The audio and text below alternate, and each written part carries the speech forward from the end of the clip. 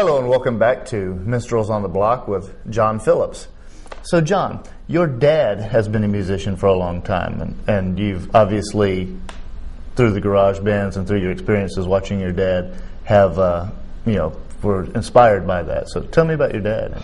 Well, my father, David Phillips, he grew up in Atlanta and was playing lead guitar in rock and roll bands and party bands back in the 60s. There was one called Days After that he was in with a lot of his friends. And they're still friends today. I see him chatting on Facebook all the time. Cool. But he dropped out of playing guitar for a long time when I was a kid. And he used to play on his reel-to-reel machine in the basement, and I heard some of his tapes. But he got back into playing a few years ago and has been just ripping it up ever since. Always out in his garage working on things, always going over to his friend's house for jam sessions. He's got 2 bands. Cool. That's awesome. It was a great influence. He learned a lot of lead guitar from a lot of different people, and he taught me a lot of what I play on guitar. Like the first thing I ever learned how to play on guitar was House of the Rising Sun, and Dad showed me the chords and showed me the strumming pattern, and that has more chords in it than most songs that you start with. That was not easy, Dad. So that leads me to the next subject.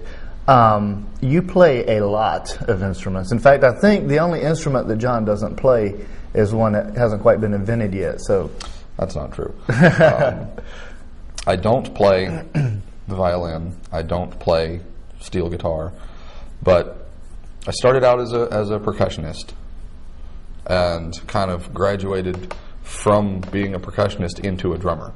Right. And did not even touch drum set at all until midway through high school. Wow. I was playing strictly classical snare drum stuff and did that most of the way through college and high school, and played drum set on the side as an extra thing. And then when I was in Athens, that was pretty much what I did. I was a percussionist. I played with the Athens Symphony Orchestra, and I played with some community organizations, and I played a lot of pretty legit music. And then when I came down to Columbus, I started picking up other things. I started trying to relearn how to play the guitar. And I had been playing keyboards, piano in a jazz combo in Athens with some friends from college. And so I tried to hold on to that, and I started playing a lot of bass.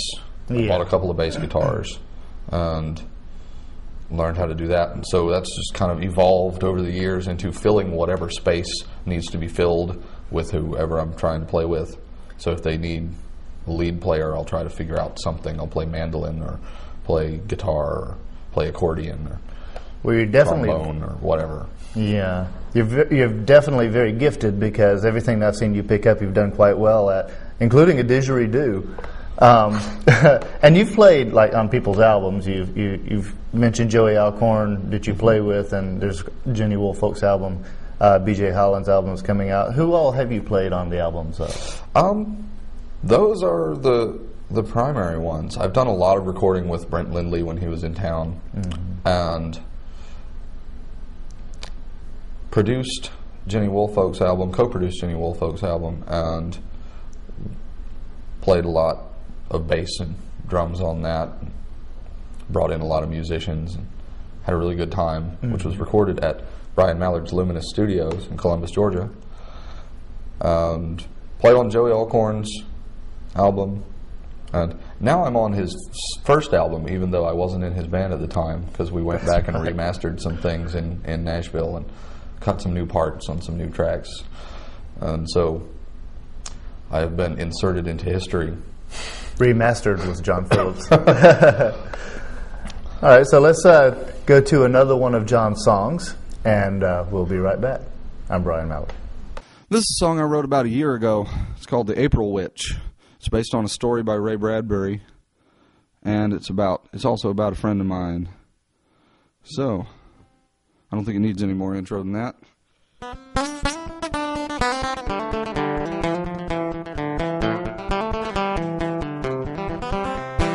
See, when you're drifting toward the autumn, Will you take a chance and see her with my eyes?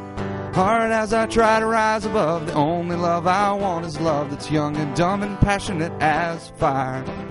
I know you want to take some time for finding the you have been missing for so long. I don't know what you've got in mind for me, but I've just got to find a chance to take a chance before it's gone.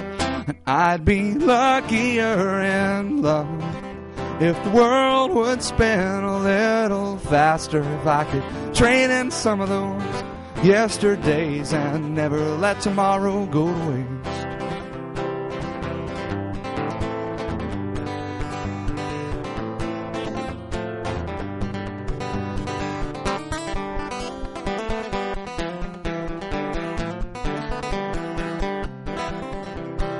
Cece, fly me to tomorrow.